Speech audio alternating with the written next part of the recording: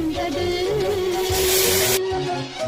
மனிதர் உணர்ந்து கொள்ள இது மனித காதல் அல்ல, அதையும் தாண்டி புனிதமானது. அபிராமியே தாலாட்டும் சாமியே நான் தானே தெரியுமா? சிவராமியே சிவனில் நீயும் பாதியே அதுவும் உனக்கு புரியுமா? சுபலாலி லாலி லாலி லாலியே